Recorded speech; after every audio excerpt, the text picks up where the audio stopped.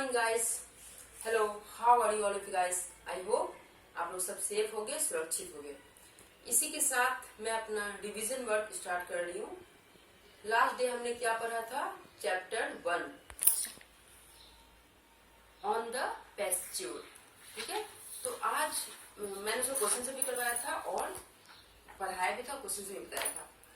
आज मैं आपको सिर्फ रिवीजन बता रही हूँ, मतलब उसको हल्का में मैं आपको सिर्फ रिमाइंडर दिला रही, स्टोरी क्या था, स्टोरी किसने लिखा था and what about the story. Okay, तो ये जो स्टोरी है on the pasture written by Johanna Spyri. I have already told you that day also, today also I am telling you. इस स्टोरी जो आप पढ़ते हो, जो पोएम पढ़ते हो, उसका राइटर पोएट का नाम जरूर से जरूर याद, ताकि आपको कभी कोई पूछे कि आपने जो स्टोरी पढ़ा उसके ऑथर कौन थे, आपने जो पोएट पढ़ा समरी में अगर आपको पोएट का नाम आएगा तो आपको प्रॉब्लम नहीं होनी चाहिए।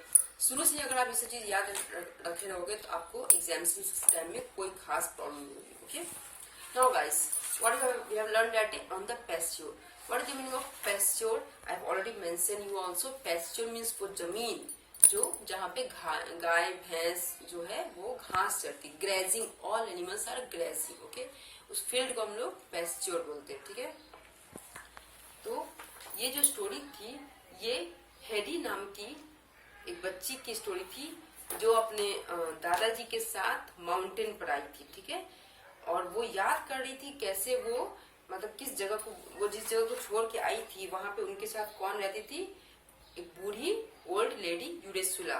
उन्हें याद करते हुए उसकी जब नींद खुलती है तो वो अपने आप को ऐसे जगह, खिड़की के रूम में ऐसे जगह पाती है जहाँ पे वो सूरज की पूरी रोशनी से नहाई हुई रहती है, यानी कि सूरज की रोशनी पूरी उसके चेहरे पे पड़ रही थी। ठीक है, तो फिर उसके दादाजी की आवाज से जब वो उठती है उसके बाद से स्टोरी स्टार्ट होती है कि वो और उसके दादाजी कैसे माउंटेन पर ट्रेवल करते हैं, कैसे एंजॉय करते हैं, और उनके साथ कौन रहता है, उनके साथ रहता है उनका स्पॉट बॉय पीटर, जो कि इनके छोटे छोटे काम में उनके दादाजी की मदद करता था। ठीक है, ये पीटर।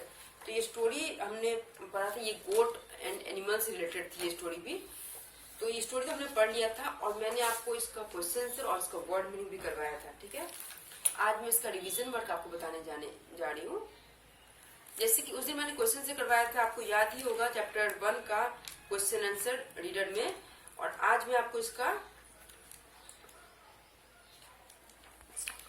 ये वर्ड मीनिंग भी मैंने आपको उस दिन लिखवाया था, याद होगा आपको ये सारी वर्ड्स मीनिंग। ठीक है, और ये क्वेश्चन आंसर मैंने आपको लिखवाया था। ठीक है, इन्हीं से रिलेटेड आज मैं आपको रिवीजन करवा रही हूँ। जैसे एग्जामिनेशंस में रिवीजन होती है वैसे मैं इन्हीं से रिलेटेड आपको मैं रिवीजन करवा रही हूँ। ठीक है, तो रिवीजन के अनुसार मैंने इस चैप्टर का कुछ क्वेश्चंस दिया है, इससे रिलेटेड कुछ क्वेश्चन दिया है। ठीक है, फर्स्ट क्वेश्चन है, who is the author of this story? As you know very well, ये तो बहुत ही नोनली क्वेश्चन है, वेल नोन क्वेश्चन। तो इसके ऑथर कौन है, तो आपको लिखना है यहाँ पे इनके ऑथर का नाम।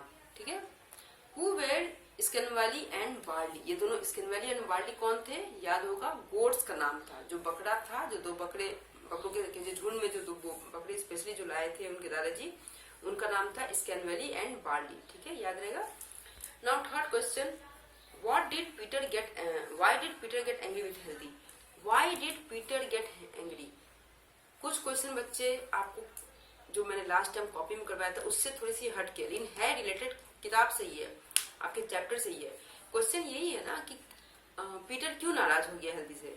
तो पीटर क्यों नाराज हुआ था, लास्ट टाइम मैंने आपको बताया था, पीटर इसलिए नाराज हुआ था क्योंकि वो जब हेल्दी उसको छोड़ के, हेल्दी जब अपने बकरे और अपने जानवरों के झुंड में अपने फूलों को देखते देखते इतनी आगे बढ़ गई थी कि वो भूल गई थी पीछे पीटर भी आ रहा है, कुछ जानवरों के साथ, कुछ बकरों के साथ।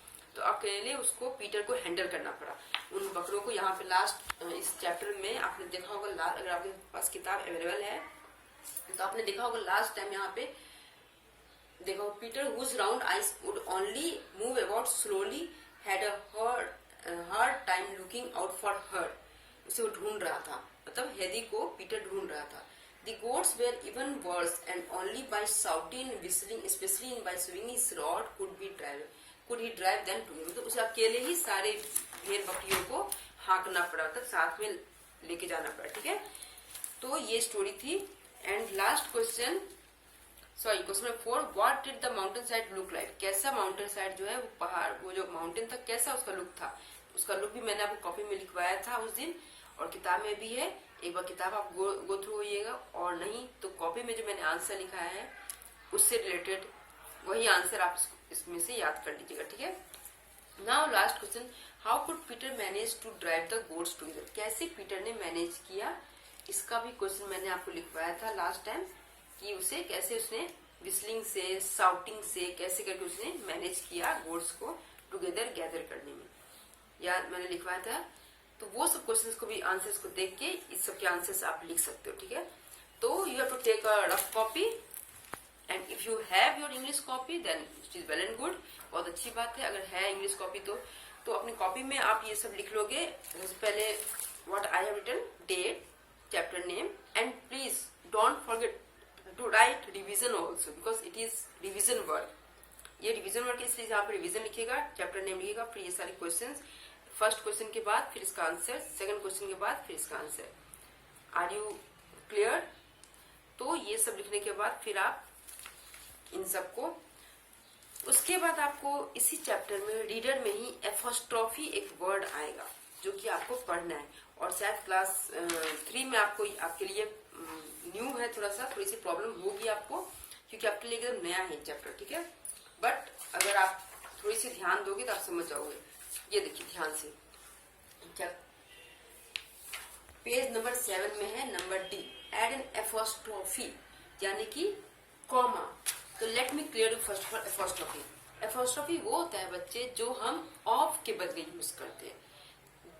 Example, this is the book of Ram, this is the book of Ram. तो we have to not use of, in the place of of हम यूज करेंगे comma and S.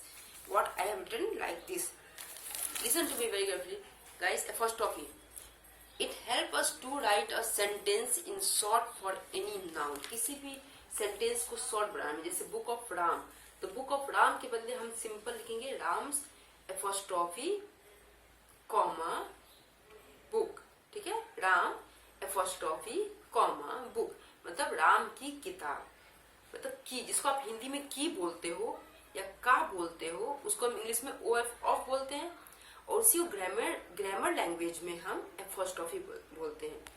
Once again I repeat, जिस वर्ड को आप हिंदी में का बोलते हो या की बोलते हो, उसको हम इंग्लिश में क्या बोलते हैं, ऑफ, ओएफ ऑफ, और उसे ग्रामर की लैंग्वेज में हम बोलते हैं एपोस्ट्रोफी यानी कि कॉमा। सिर्फ एपोस्ट्रोफी आप पूरा लिखना नहीं है, आपको सिर्फ एक कॉमा, जैसे आप नीचे कॉमा देते हो, सपोज बुक, पेन, रबर, इन सब के बीच में आप बुक के बगल में नीचे कॉमा देते हो, पेन के बगल में नीचे में कॉमा देते हो, तो नीचे कॉमा नहीं देके ऊपर कॉमा देना है, date is called apostrophe.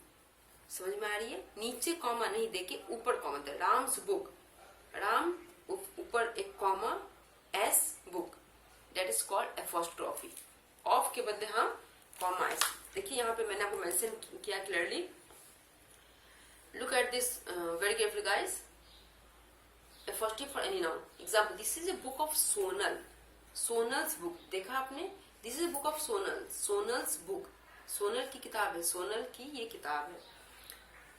In the place of bracket में देखिए मैंने ऑफ दिया है, ये ग्रामेटिकल वर्ड है। In the place of in sentence we use apostrophe.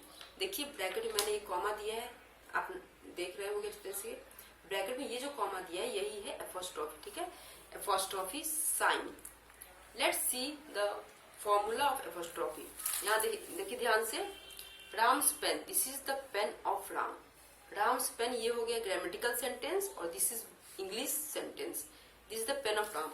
Now please guys concentrate on this type of formula.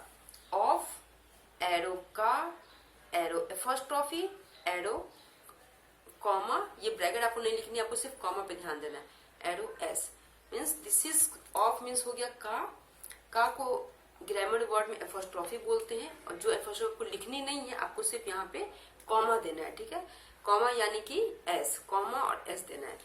This is the book of Ram, Ram's book, of के बदले हमने सिंपल लिख दिया, आराम से शॉर्ट कर दिया इसको. This is the long sentence and this is short question. इसी लॉन्ग सेंटेंस को हमने शॉर्ट कर दिया एपोस्ट्रोफी एस दिया, आराम से बुक. हेयर इन्वर्टेड कॉमा में ऑफ दिया मैंने क्योंकि ये ग्रामेटिकल वर्ड है. ठीक है. Here of stands for apostrophe. देख रहे हो ये जो ब्रैकेट में एपोस्ट्रोफी दी हुई है, यहाँ of stand for apostrophe, comma ऊपर जो कॉमा दिया हुआ comma. Once again I repeat, ये जो एपोस्ट्रोफी है ये कुछ नहीं है, बस सिर्फ एक कॉमा है जो कि नीचे आप कॉमा देते हो बहुत सारे वर्ड्स के बीच में, 1, 2, 3. यही कॉमा आपको नीचे नहीं देके ऊपर देना है और इसी हम एपोस्ट्रोफी कहते हैं. ठीक है. ये अब आपको क्लास 2 में आपने नहीं पढ़ा है, क्लास 3 में पढ़ना है. So this is your revision work. In next class also we'll get together with our answers, with your confusions, with your questions. Unless and until, take care of yourself guys. Stay home and stay safe.